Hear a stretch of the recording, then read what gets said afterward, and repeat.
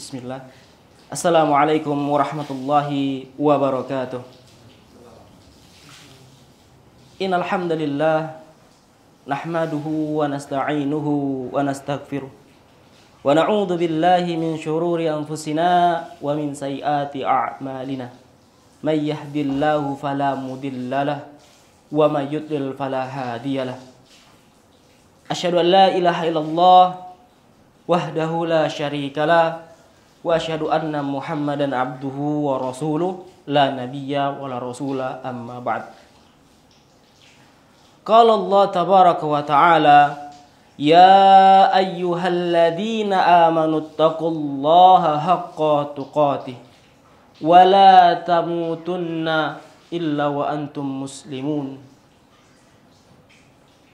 Wa qala tabaraka wa ta'ala ya ayyuhan nasu taqu rabbakumul ladzi khalaqakum min nafsin wahidah wa khalaqa minha zawjaha wa batha minhuma rijalan katsiran wa nisaa'a wattaqullaha alladzi tasaaluna bihi wal arham innallaha kana 'alaikum raqibah. Fa in asdaqal hadits kitabullah wa khairul huda huda Muhammadin sallallahu alaihi wasallam wa syarrul umuri muhdatsatuha wa kullu muhdatsatin bid'ah wa kullu bid'atin dhalalah wa kullu dhalalatin finnar. Alhamdulillah al-hadirun wal hadirat, jamaah yang semoga kita selalu senantiasa dirahmati oleh Allah Jalla wa'ala. Allah, zat yang maha tinggi, zat yang maha agung, zat yang memberikan rezeki seluruh hambanya, zat yang telah menciptakan alam semesta ini.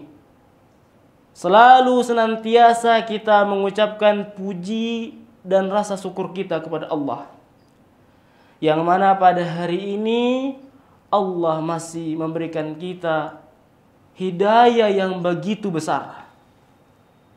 Apa hidayah yang Allah berikan kepada kita? Yaitu hidayah menjadi seorang muslim, hidayah menjadi kaum muslimin, memeluk agama Islam, hidayah mendalami mempelajari sunnah Nabi sallallahu alaihi wasallam. Sebelumnya kita ucapkan juga jazahumullahu khairan katsiran kepada seluruh keluarga besar Air Bunda, kepada seluruh staf dan jajarannya, dan kepada seluruh tim Al-Manal, tim media dan juga rekan-rekannya yang telah membantu mengembangkan dakwah sunnah, yang semoga menjadi ladang jariah kelak di hari kiamat. Kenapa? Karena setiap cucu Adam, setiap keturunan dari Nabi Adam alaihissalam, seluruh amalannya terputus kecuali 3 perkara. Dan satu perkaranya adalah sedekahun jariyah, sedekah jariah. Dalam medan dakwah terbagi-bagi, ada yang memang khusus para asatizah menyampaikan ilmunya kepada para jamaahnya, dan ada juga yang di belakang layar mendukung dakwah tersebut dengan finansialnya, dengan tenaganya, dengan pikirannya. Maka sama kerjanya, maka sama hitungan pahalanya di sisi Allah Jalla wa'ala. Semoga segala amal kita niatkan untuk Allah agar menjadi berkah dan menjadi ladang pahala untuk kita. Baik. Salawat dan salam semoga selalu tercurah limpahkan kepada Nabi dan juga Rasul, penutup para Nabi, penutup para Rasul, qudwah, suri tauladan umat muslim, yakni Nabi Muhammad sallallahu alaihi wasallam. semoga salawat dan salam juga tersampaikan untuk keluarga beliau, untuk para sahabat-sahabat beliau, dan untuk para pengikutnya, dan semoga Allah Jalla wa'ala meridhoi kita agar kita dapat berkumpul di surganya kelak bersama dengan mereka. Allahumma amin. Jamaah yang dirahmati Allah, dimanapun Anda berada, alhamdulillah dengan izin Allah, hari ini kita membahas sebuah hadis dari kitab Arba'in An-Nawawi. Kita telah masuk hadis ke-9. Hadis ke-9 berkaitan tentang laksanakan perintah, jauhilah larangan, namun jangan banyak bertanya. Sebelumnya kita akan bacakan redaksi hadisnya.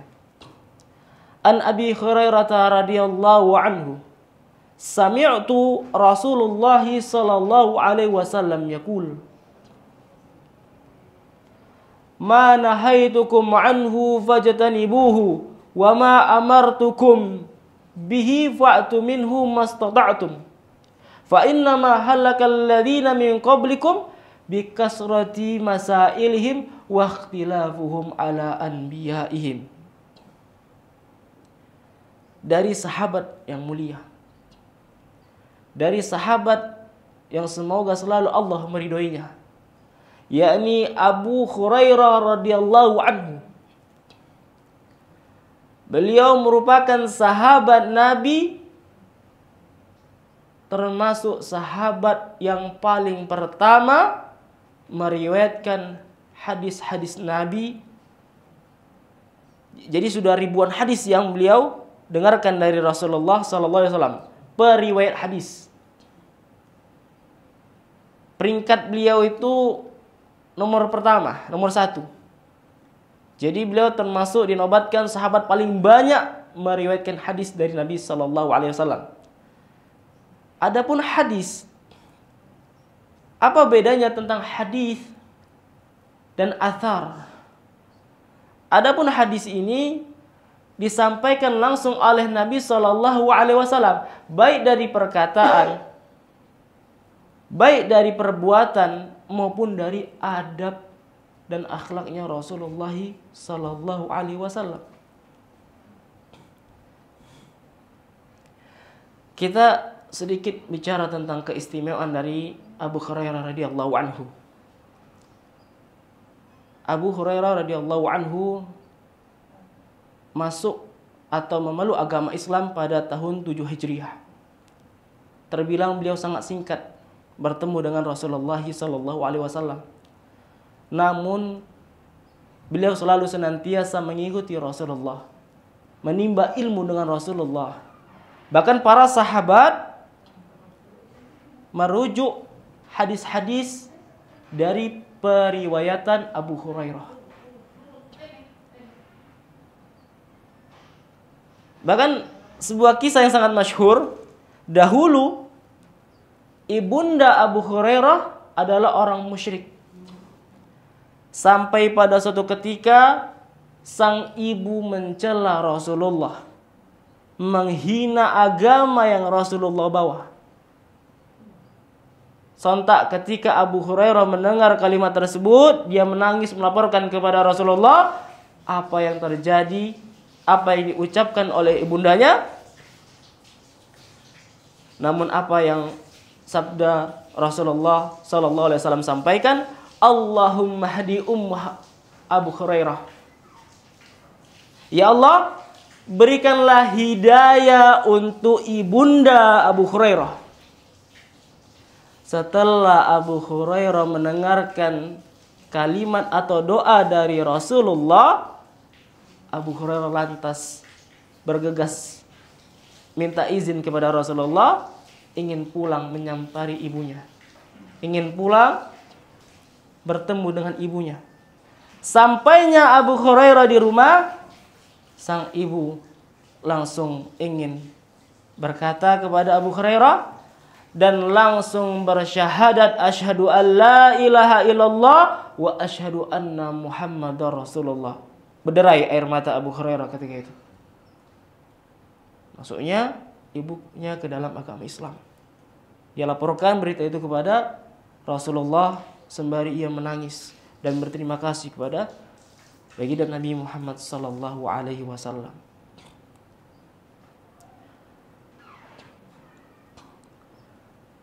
Yang mana Abu Hurairah berkata, "Sami'tu Rasulullah." Aku mendengar. Hadis ini menerangkan bahwasanya Abu Hurairah dia bukan mendengar dari sahabat lain, langsung dari Rasulullah. Sami'tu Rasulullah. Aku mendengar Rasulullah sallallahu alaihi wasallam yaqul, bersabda, "Ma nahaitukum anhu fajtanibuhu." Apa-apa yang aku larang atas kalian, fajtanibuhu, maka jauhilah, maka tinggalkanlah. Ini perintah. Fajtanibuhu, maka kalian tinggalkanlah. Wa ma amartukum bihi fa'tu minhu mastata'tum. Dan apa-apa yang aku perintahkan kepada kalian, maka datangilah, maka tunaikanlah, maka laksanakanlah mastata'tum, semampu kalian. Fa innama halakal ladzina min qablikum bikasrati su'ali, bikasrati masailihim. Yang mana orang-orang terdahulu binasa mereka. Kenapa mereka binasa? Karena terlalu banyaknya bertanya. Wa ikhtilafuhum ala anbiyaihim, dan mereka menyelisihi rasul-rasul mereka.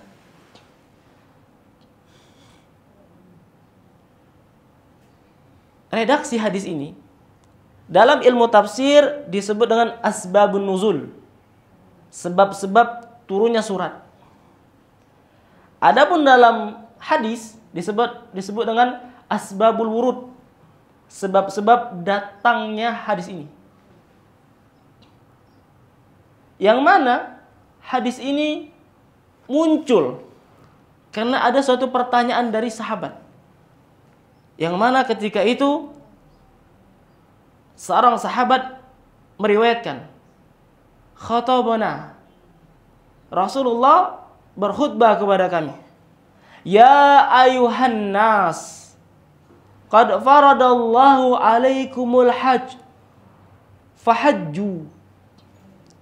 Kemudian ada yang bertanya, aqulla amin ya Rasulullah. Sakata hatta qalaha salatha.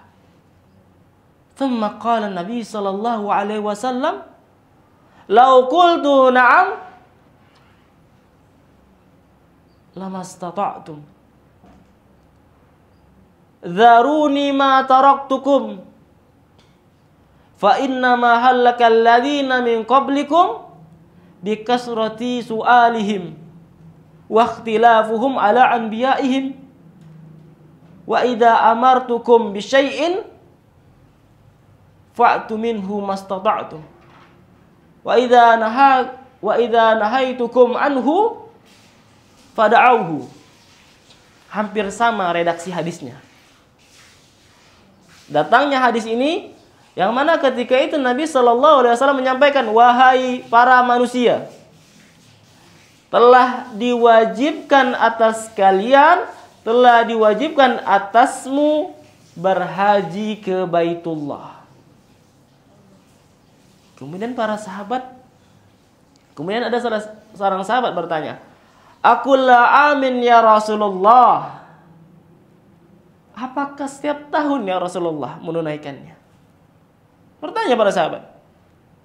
Pertanyaan itu tidak sekali ia tanyakan, sampai 3 kali. Qala thalatha, sampai 3 kali. Aqulla amin ya Rasulullah. Ketika itu Rasulullah diam. Aqulla amin ya Rasulullah, sampai ketiga kali Rasulullah jawab. Lau qultu na'am, kalau sampai gua katakan iya, la wajabat, jadi wajib hukumnya. Lamastata'tum, kalian gak akan mampu. Tidak akan mampu. Daruni ma taraktukum, tinggalkan apa yang tidak aku perintahkan kepada kalian. Muncullah hadis ini, datanglah hadis ini. Kenapa? Karena Rasulullah mengatakan, wahai manusia, Allah telah mewajibkan kepadamu untuk berhaji ke Baitullah. Sudah. Namun kalau ada keterangan akulah amin ya Rasulullah, ini menimbulkan suatu pertanyaan yang akan mempersulitkan yang lain. Maka dari hadis ini datang sebuah pertanyaan. Ustaz, jadi kita kalau nggak tahu kita nggak boleh nanya, Ustaz. Maka kita jawab boleh. Yang tidak boleh adalah bertanya dengan pertanyaan yang sia-sia. Apa contohnya? Ustaz, gimana Ustaz? Kalau misalkan saya tinggal di planet Venus, gimana nanti puasa saya? Ngikutin waktu yang mana? Atau mungkin Ustaz, gimana Ustaz? Hukumnya makan daging dinosaurus? Nggak ada wakilnya. Jadi kalau misalkan pertanyaan itu ada, jadi sampaikan kepadanya, sampai dulu Anda ke sana, ke planet Venus, nah nanti kabari kita. WA kan? Ya, jadi di WhatsApp gitu kan. Jadi nanti bisa kita perkirakan gitu. Jadi jangan bertanya satu hal yang aneh-aneh. Bahkan terkadang dalam merana halaqah, dalam merana belajar juga, terkadang para asatidzah apabila suatu persoalan itu sudah berkali-kali diulangi, sudah berkali-kali ditanya, kemudian ada yang nanya, Ustaz Afwan, Ustaz, hukum ini seperti apa saja hukumnya? Mubah, wajib. Kemudian para asatidzah menjawab, ahadarta bi amsi, apakah engkau hadir kemarin? Ma hadartu, Ustaz. Dia enggak hadir. Sering dia alpa atau mungkin tidak hadir. Maka Ustaznya menjawab, is'al ila zumalaika, is'al ila asdiqaika, tanyakan sama teman-temanmu. Karena pembahasan ini sudah kita bahas. Sama halnya ketika itu ada halaqah kitab Matan Nabi Suja, yang mana kitab itu mazhabnya Syafi'i. Jadi salah seorang ustadz yang berada di pondok kita, pondok pesantren Darul Qur'an Hadis, beliau buka halaqah demikian, buka halaqah kitab itu. Kemudian kita ingin bertanya. Namun pertanyaan kita ini seputar khilafiyah. Afwan, Ustaz. Namun Anda pernah baca buku, Ustaz, bahwasanya pendapat lain, pendapat ulama lain, bahwasanya hal itu tidaklah wajib, Ustaz. Kemudian Ustaz itu menjawab, kita sedang membahas tentang kitab yang mana mazhabnya Syafi'i. Jadi belumlah ranah kita membahas tentang ranah khilafiyah. Tidak bisa memang, tidak pas momennya. Ya, karena kita sedang membahas suatu kitab Syafi'i, kemudian kita membahas ranah khilaf, itu tidaklah pas dari segi adab ketika kita bertanya. Atau mungkin ketika kita bertanya itu di luar halaqah. Jadi kita memang privat atau nanya langsung dengan ustadz tersebut. Salah satu ada bertanya juga, ya. Taib. Di sini yang mana Rasulullah SAW menyampaikan bahwa sebagian riwayat seperti riwayat Imam Ahmad mengatakan bahwa meninggalkan larangan lebih berat dibanding melakukan perintah-perintah Allah.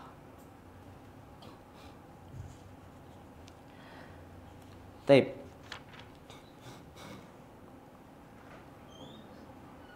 Yang mana kalaulah berbakti kepada orang tua itu orang baik dan orang yang fasik bisa melakukannya. Namun terkadang orang baik bisa meninggalkan kemaksiatan, namun orang fasik tidak bisa meninggalkan kemaksiatan. Ini pendapat yang pertama. Namun pendapat jumhur mengatakan bahwasanya melaksanakan perintah itu jauh lebih berat, itu jauh lebih susah dibanding meninggalkan larangan. Kita dilarang untuk berzina, maka tinggalkan. Jangan kita lakukan. Dilarang kita untuk minum khamar, tinggalkan. Jangan kita lakukan. Adapun perintah, di situ ada sebuah pembebanan. Makanya dikatakan ada dispensasi. Mastata'tum, apabila kalian mampu. Kenapa demikian, Zat? Kenapa ketika meninggalkan larangan itu tidak ada namanya dispensasi, namun ketika melakukan perintah itu ada dispensasi, rukhsah, keringanan. Karena namanya perintah itu memiliki rukun-rukun, syarat-syarat, ketetapan-ketetapan, kewajiban-kewajiban yang harus ditunaikan. Pertama. Kemudian yang kedua, yang namanya perintah itu butuh namanya ilmu. Melakukan amalan ibadah, melakukan amalan salat, melakukan amalan puasa, itu butuh ilmu.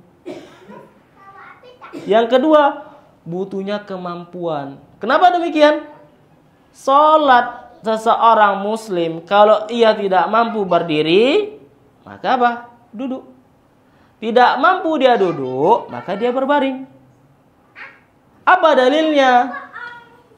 Salli qa'iman fa illam tastati fa qa'idan fa illam tastati fa ala jamban. Salatlah dengan berdiri. Kalau tidak mampu, maka salat dengan duduk. Maka kalau tidak mampu lagi, salat dengan duduk, maka berbaring. Ini disebut dengan rukhsah.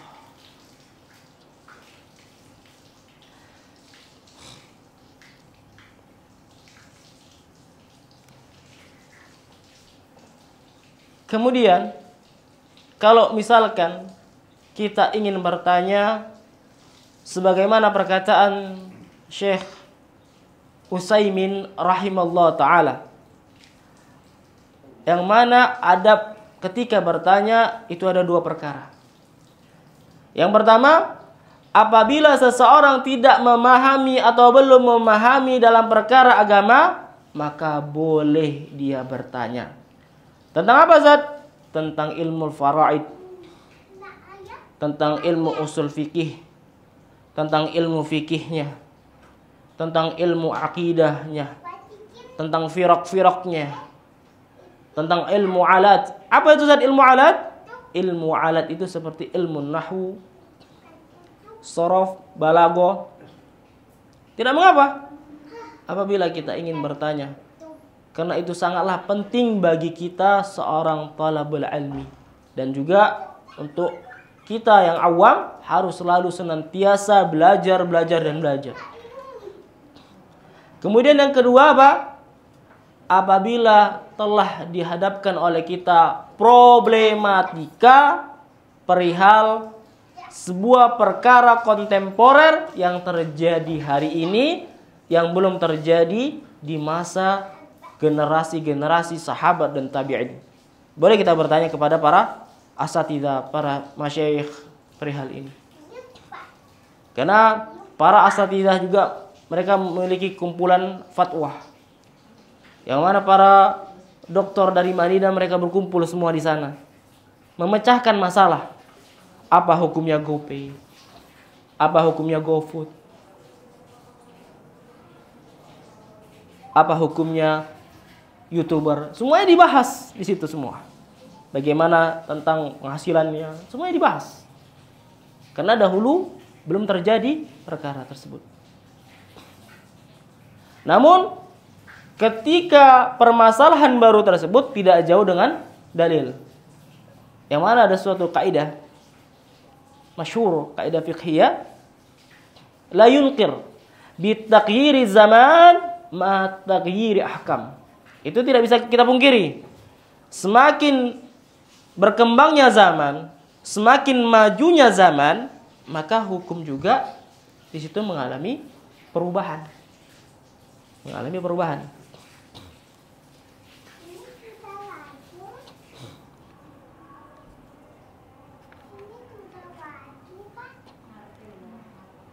Yang mana apabila seorang muslim ia bertanya yang mana awalnya pertanyaan tersebut hukumnya tidaklah haram. Namun bisa jadi sebuah pertanyaan tersebut malah menjadi beban dan bisa jatuh kepada suatu perkara haram atau suatu ketetapan halalnya dalam sebuah perkara. Yang mana Nabi SAW bersabda, "Inna a'zamal muslimina jurma man sa'ala an syai'in lam yuharrim fahurrima min ajli mas'alatihi." Sesungguhnya kaum muslimin yang paling besar dosanya ialah orang yang menanyakan sesuatu yang tidak diharamkan, kemudian sesuatu tersebut diharamkan sebab pertanyaan itu. Apa kisahnya? Apa ibrah yang bisa kita ambil dari hadis ini? Sebagaimana kisah Bani Israel, yang mana ketika itu Nabi Musa mengatakan kepada baninya, "Wa idz qala Musa liqaumihi innallaha ya'murukum an tasbahu baqar." Qalu atattakhiduna khuzwa. Dahulu di zaman Bani Israel, zamannya Nabi Musa alaihissalam, ada seorang yang telah tewas. Namun tidak tahu motif tewasnya atau wafatnya orang tersebut dari kabilah Bani Israel tersebut, siapa yang membunuhnya. Pada nggak tahu nih, ini orang terbunuh oleh siapa. Namun salah satu mukjizat Nabi Musa yang mana Allah sampaikan kepada Nabi Musa, "Wahai kaumku, sembelihlah, potonglah sapi, ambillah dagingnya, potongan daging dari sapi tersebut, terserah mau dari kakinya atau dari dagingnya, lalu pukulkan ke mayit yang tewas tadi, yang wafat tadi, pukulkan. Maka apabila kalian telah pukulkan dia, maka mayit tersebut akan bangun. Ia akan menyampaikan siapa yang membunuhnya." Namun apa yang dikatakan oleh Bani Israel? Qalu atattakhiduna khuzwa. Engkau ingin menjadikan perihal ini lelucon. Engkau ingin menjadikan ini suatu bahan candaan. Apa kata Nabi Musa alaihissalam? Qala a'udzubika an akuna minal jahilin. Ya Allah, aku berlindung dari orang-orang yang jahil. Sudah? Nabi Musa cuma mengatakan, "Wahai kaumku, Allah menyuruh kalian untuk menyembelih sapi betina." Namun apa yang mereka sampaikan? Qalu dolana rabbaka yubayyin lana mahi. Sampaikan kepada Rabbmu untuk kami sapi betina yang seperti apa. Qala innahu yaqulu innaha baqaratun la faridu wala bikr. Awanu baina dzalik. Faf'alu ma tu'marun. Yang mana Nabi Musa menjelaskan, sapi betina ini tidaklah muda dan tidaklah tua, tengah-tengah umurnya. Maka lakukanlah apa yang telah diperintahkan oleh Allah. Lakukanlah. Apakah sebatas itu Bani Israel menanyakan kepada Nabi Musa? Tidak. Sudah dijelaskan sapi betina, umurnya kan? Nah, yang seperti apa sapi betinanya? Tidak muda dan tidak tua, berarti tengah-tengah. Masih ngeyel, masih bertanya lagi. Qalu dolana rabbaka yubayyin lana ma launuha. Coba tolong sampaikan kepada Rabbmu, sampaikan kepada kami, untuk kami nih, warna apa sapinya. Padahal kalau mereka mengikuti perintah Nabi Musa, sembelihlah sapi betina, sudah cukup. Jadi nggak pala bertele-tele lagi kan? Cari sapi ini tadi. Bentuknya kayak mana? Nabi Musa jawab. Qala innahu yaqulu innaha baqaratun safra. Faqihun launuha tasirun nazirin. Di situ Bani Israil pada mikir. Wah, ini makin susah nih nyarinya nih. Sapi betina yang umurnya nggak muda nggak tua, warnanya kuning. Kuning, dan ini kuningnya bukan kuning-kuning tua. Kuning yang kita mata mandangnya ini indah. Ketika mata memandang ini sejuk melihat kuningnya tadi. Namun ketika itu, apakah Bani Israil puas? Masih bertanya. Dan Nabi Musa jawab apa? Innahu yaqulu innaha baqaratul la zalulun tusirul ar. Wala taskil arda musallamatu wala syiyata fiha. Apa sampaikan Nabi Musa alaihissalam? Sapi yang tidak pernah membajak tanah dan tidak pernah mengairi tanaman, yang tidak ada cacatnya sama sekali dan tidak ada yang belang. Susah kan? Jadi susah. Qalul ana ji'ta bil haq. Baru mereka ngomong. Sekarang kamu telah menyampaikan kepada kami sebuah kebenaran. Fadzabahuha. Mereka nyembelih. Tapi apa? Maka yaf'alun. Hampir mereka nggak menemuin sapi tersebut. Susah. Jadi dipersulit, makin nambah bebannya.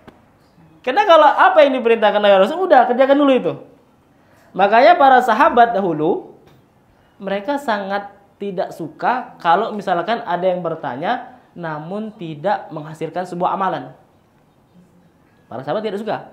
Bahkan Rasulullah Shallallahu Alaihi Wasallam sangat melarang para sahabat banyaknya bertanya.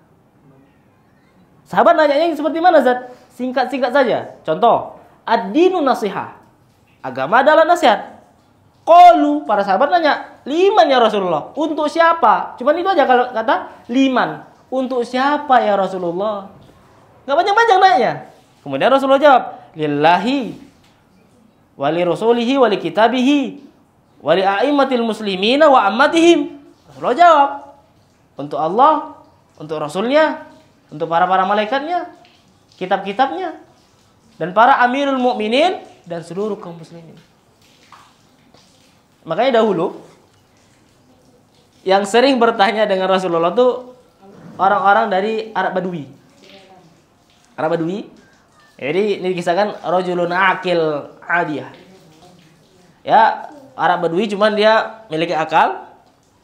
Terkadang dia sering bertanya, ya wajar mungkin karena mereka di sana sebuah daerah yang sangat pedalaman, jadi minim informasi tentang din, agama. Jadi kadang sesekali keluar gabung halaqah dengan Rasulullah, belajar bareng.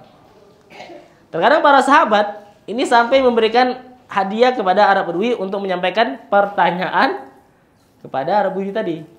Karena Arab Badui ini kadang menanyakan perihal-perihal agama gitu. Jadi terkadang para sahabat ini berterima kasih kepada Arab Badui karena dari dialah perantara kadang pertanyaan sahabat disampaikan ke Arab Badui tadi, insyaallah.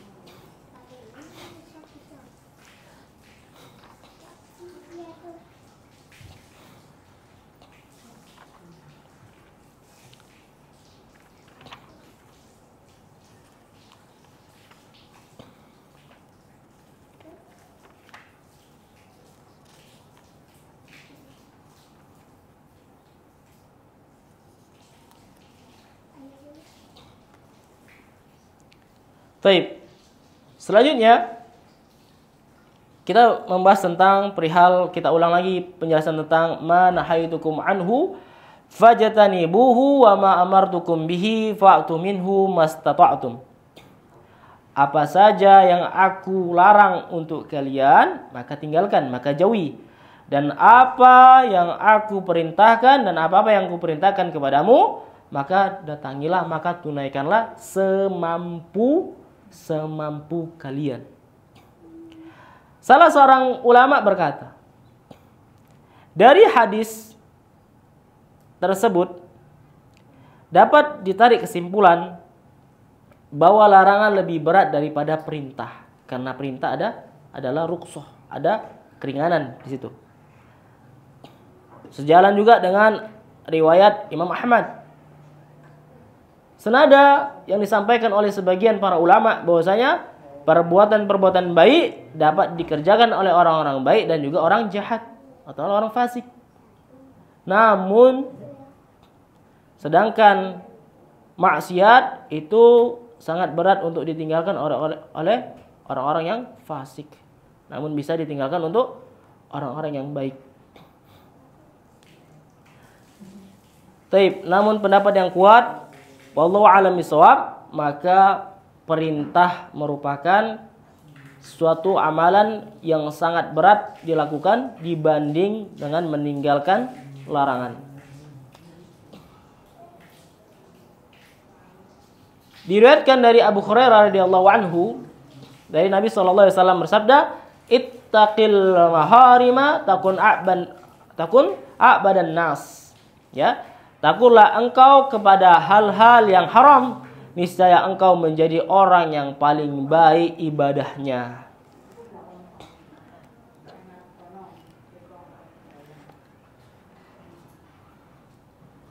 Karena bertanya seputar permasalahan yang mana permasalahan tersebut tidaklah begitu penting, bahkan bisa dikatakan pertanyaan yang sangat tidak penting, maka kita menghindari, karena itu sebuah pertanyaan yang sia-sia.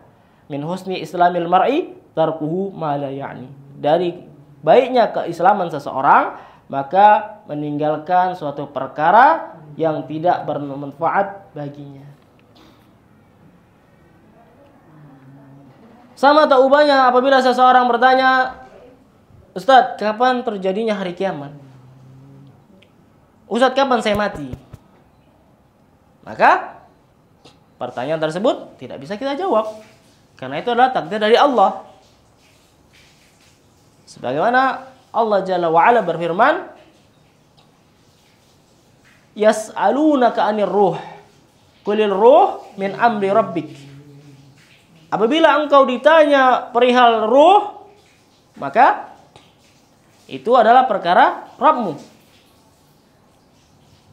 Kemudian apa? Fa idza dzukiral qadar fa'amsiku. Apabila engkau diingatkan perihal takdir, maka cukuplah diam. Karena takdir hanyalah Allah yang telah menetapkan. Bahagia atau sengsaranya kita di dunia dan akhirat, Allah yang menetapkan. Namun takdir ini tidak bisa seorang mengatakan, "Sudahlah, sudah takdir saya seperti ini, pelaku maksiat, toh nanti saya di neraka." Jangan, tidak boleh kita seperti itu. Kita harus menjadi seorang hamba yang selalu muhasabah diri, yang selalu bertobat kepada Allah. Ya ayyuhalladzina amanu tubu ilallahi taubatan nasuha. Wahai orang-orang yang beriman, bertobatlah kepada Rabbmu, bertobatlah kepada Allah dengan taubat yang benar-benar taubat. Taubat yang seperti apa, Ustaz? Hari ini taubat, besok ngulang lagi tuh judulnya. Hari ini taubat, besok masih khomar. Ya Allah, nggak bisa, Ustaz. Selalu terlupa futur. Ya futur jangan kembali ke situ. Futur itu kalau misalkan ibadah kita berkurang, salat rawatib kita, ya Allah, tadi bangunnya kesiangan, subuhnya jam 6. Futur nih, cross check lagi diri kita. Sampai qobliyah subuh nggak dapat. Kita cross check lagi, muhasabah lagi. Hasibu anfusakum qabla an tuhasabu. Introspeksilah dirimu sebelum kau dihisab. Ini perkataan Umar bin Khattab. Ngulang lagi. Aduh, sana masih ngulang lagi, masih seperti itu. Jangan, tinggalkan. Sampai futur pun kita harus ada rasa penyesalan. Waduh, waktu asar sudah masuk. Ketinggalan nih. Masbuk. Nggak sholat di masjid. Sholatnya di rumah. Sah apa tidak apabila seorang laki-laki sholatnya di rumah? Sah atau tidak sholatnya? Sholatnya sah. Namun dia berdosa. Kenapa? Karena kewajiban seorang laki-laki sholatnya adalah di masjid. Muhasabah lagi. Jangan sampai kita terbawa arus. Bahkan sebagian para ulama mengatakan, cukuplah hidayah kalian dicabut oleh Allah satu persatu. Salah satunya adalah ketika sholat subuhmu telah sering engkau tinggalkan. Engkau mengawali harimu dengan subuhmu yang sering ketinggalan.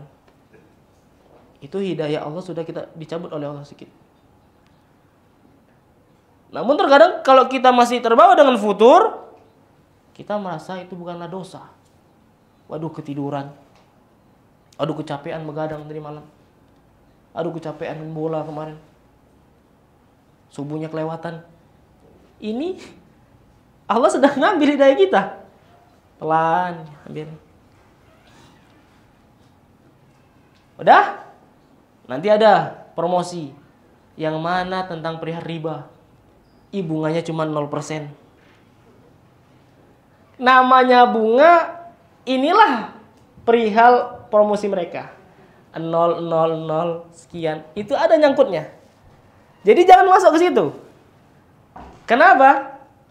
La'anallahu man akila riba wa mukilahu wa syahidahu wa katibahu. Bukan hanya pelaku yang makan riba saja, yang mencatat dilaknat Allah, yang melihat dilaknat Allah.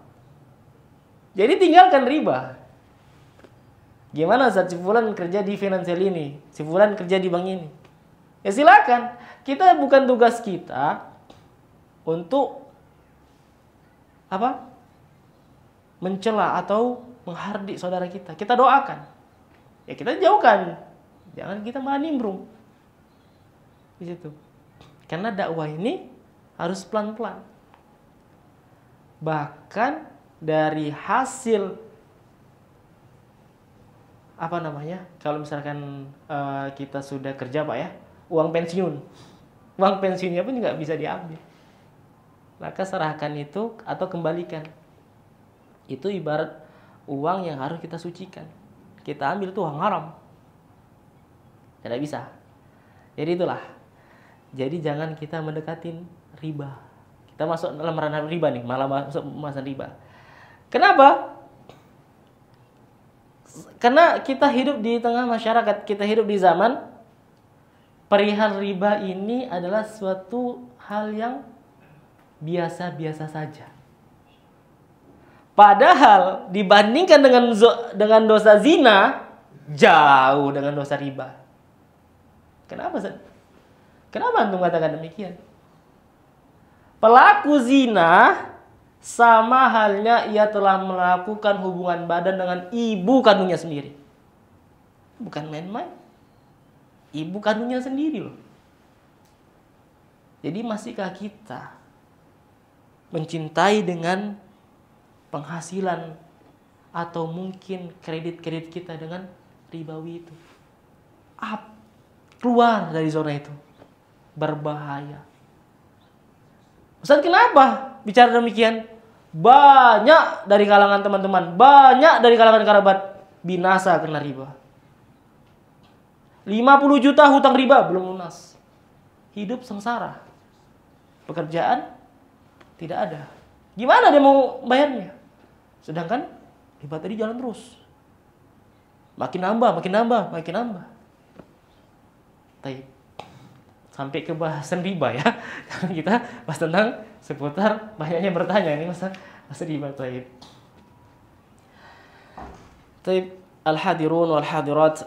Alhamdulillah kita telah menyelesaikan hadis ke-9 dari kitab Arba'in An-Nawawi, yang mana hadis ini juga senada dengan firman Allah Jalla wa Ala, "Wa ma ataakumur rasulu fakhudhuhu wa ma nahakum anhu fantahu wattaqullaha innallaha syadidul iqab. Apa yang diberikan, apa yang disampaikan kepadamu, ya, apa yang diberikan oleh Rasulullah kepadamu, maka terimalah, dan apa yang dilarangnya, maka jauhilah. Dan bertakwalah kepada Allah, wattaqullah, bertakwa kepada Allah, innallaha syadidul iqab. Bahwasanya Allah sangat keras hukumannya.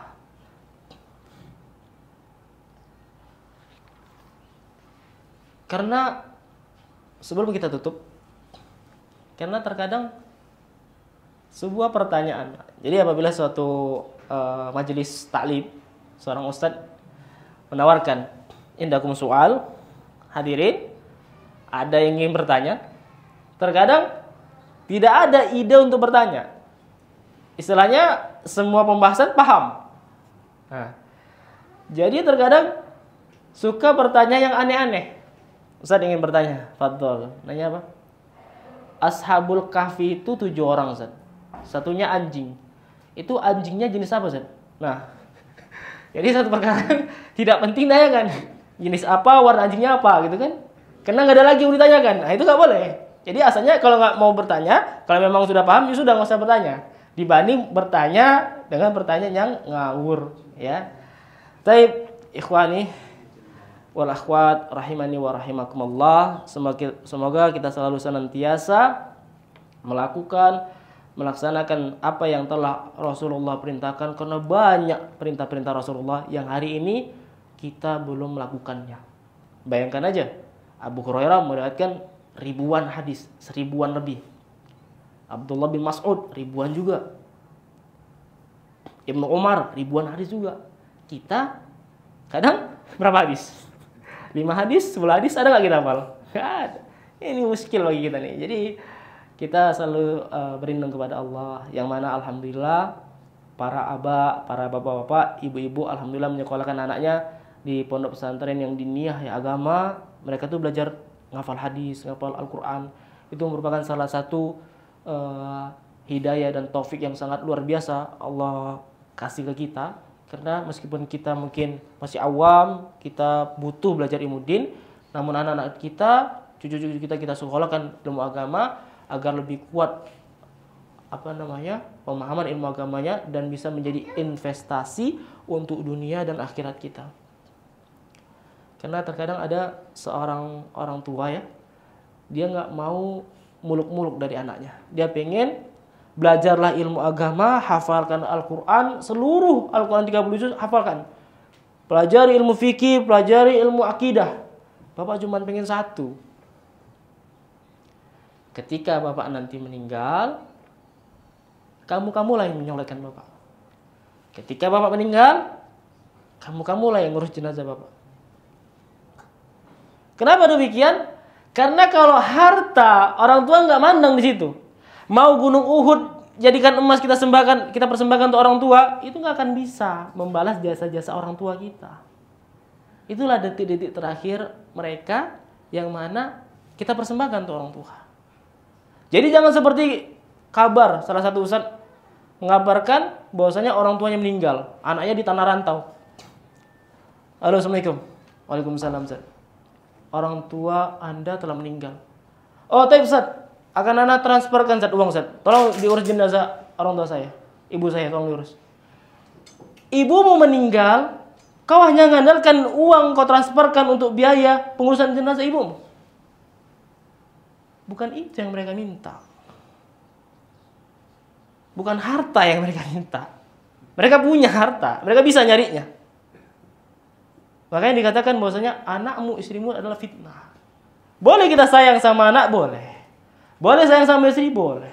Tapi jangan sampai baktimu kepada orang tua engkau tinggalkan. Doamu ketika orang tua telah meninggal, itulah sangat diharapkan. Maka dikisahkan sebuah riwayat hadis, ya.